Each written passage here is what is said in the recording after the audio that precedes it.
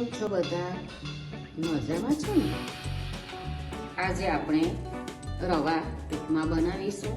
શિયાળામાં સવારમાં ફટાફટ આગલે દિવસે આપણે શાકભાજી કાપી રાખો ને તો ફટાફટ બની જાય અને ખાવામાં પણ એટલો જ હેલ્ધી છે આપણો રવા ઉપમા. તો બધાના ઘરમાં જ બનતો હોય છે, પણ કોઈક ને કોઈક કંઈક પોચો નથી બનતો કે છૂટો નથી બનતો, તો આપણે આજે પોચો પણ રહી અને છૂટો બને એ રીતે આપણે ઉપમા બનાવીશું.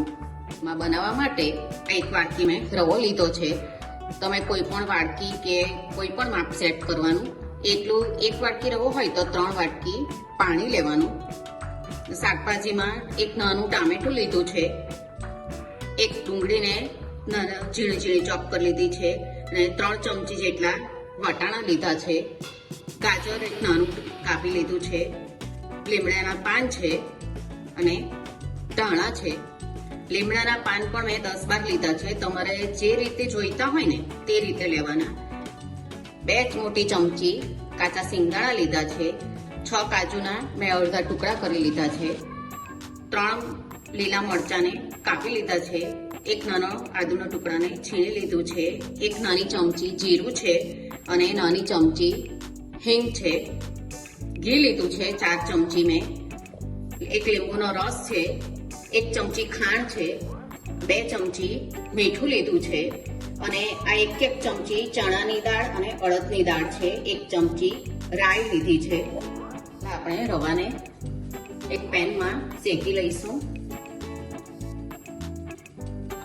એને 3 થી 4 મિનિટ માટે આ રીતે શેકી લેવાનું. એને વધારે નથી શેકવાનું, સુગંધ આવે ને તેટલું જ આપણે શેકવાનું છે. જો રવો એકદમ સરસ શેકાઈ ગયો છે. એને આપણે કલર નથી બદલવાનો કે નથી એને વધારે શેકવાનો. આપણે એને એક ડીશમાં એમાં આપણે આ ઘી લઈ લઈશું. તમે ઘીની જગ્યાએ તેલમાં પણ કરી શકો. આ પણ ઘીનો ટેસ્ટ આમાં ખૂબ જ સરસ આવશે. આપણે 1 ચમચી જેટલો ઘી રવા દઈશું. આપણે રાઈ લઈ લઈએ. રાઈ આપણી બરાબર તતડે ને પછી જ આપણે બીજું લેવાનું. એવા હવે ચણાની દાળ, અડદની દાળ,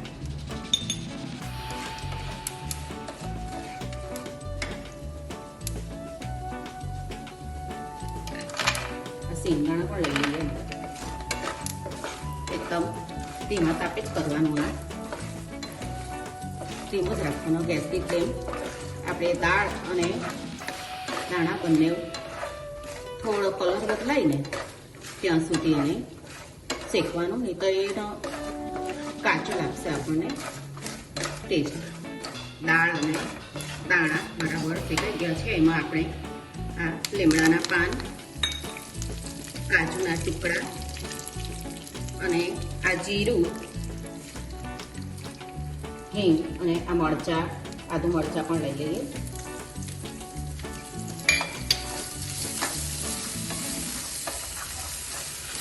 એમાં કાંદો. તમે શાકભાજીમાં ફણસી, કેપ્સિકમ પણ આમાં લઈ શકો. તમને જે ભાવતા હોય ને તે બધા જ શાકભાજી આમાં લેવાય.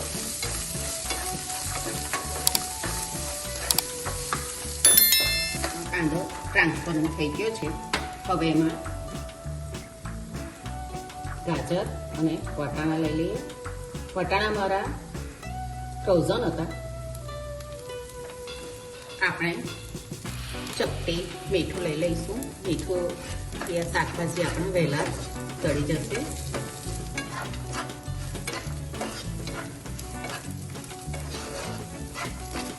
ટામેટું પણ લઈ લઈએ.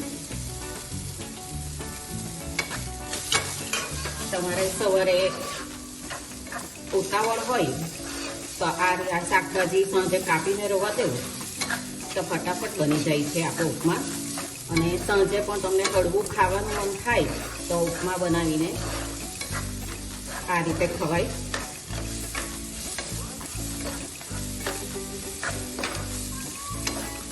આપણે રવો શેકેલો એ પણ આમાં લઈ લઈએ. 2 મિનિટ આ રીતે શેકી લઈશું આપણે. રવામાં આપણા શાકભાજી બધા જ એકદમ સરસ મિક્સ થઈ જશે. ને એક બાજુ મેં પાણી ગરમ કરવા મૂકી દીધું છે. આમાં આપણે ગરમ કરીને પાણી રેડીશું. હવે આપણે એમાં પાણી આપણે ધીમે ધીમે રેડતા જઈશું.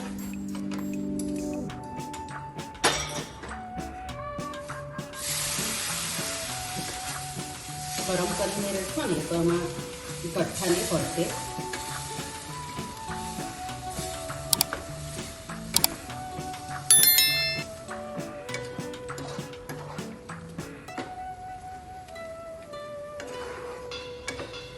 આપણે મીઠું, આ 1 ચમચી ખાંડ. તમારે ખાંડ નહીં લેવી હોય ને તો પણ કંઈ નહીં, પણ ખાંડનો ટેસ્ટ આમાં સરસ આવે છે. આ લીંબુનો રસ ઉપમાને 2 મિનિટ માટે ઢાંકીને આપણે થવા દઈશું.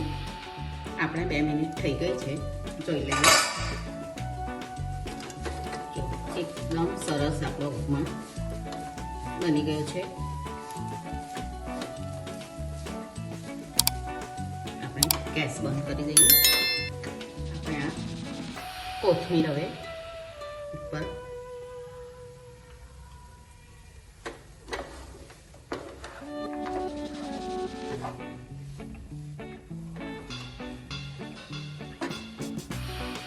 જો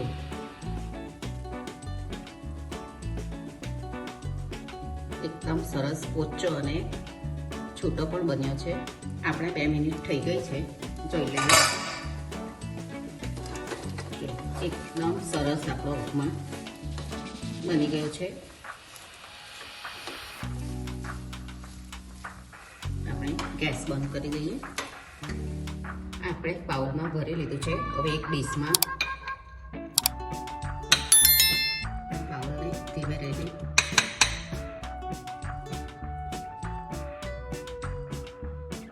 એકદમ સરસ ઉપમા બનીને તૈયાર છે.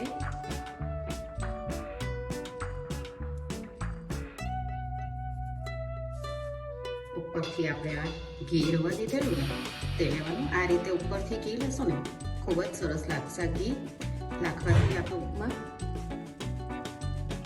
ઉપમાને આ રીતે બનાવીને ખાજો, ખૂબ જ સરસ બનશે. તમને એવું લાગે ને કે આપણો થોડુંક છૂટો થઈ ગયું છે તો જરાક પાણી ગરમ ઉપર 2-3 ચમચી જેટલું લેવાનું તો એકદમ સરસ બની જશે. આ રીતે બનાવજો પરફેક્ટ માપ સાથે તો તમારું ઉપમા એકદમ સરસ બનશે. તમે બનાવીને મને કહેજો કે આ ઉપમા આ રીતે કેવો લાગ્યો. આપણે પાછા મળીશું બીજી રેસીપી સાથે. આવજો.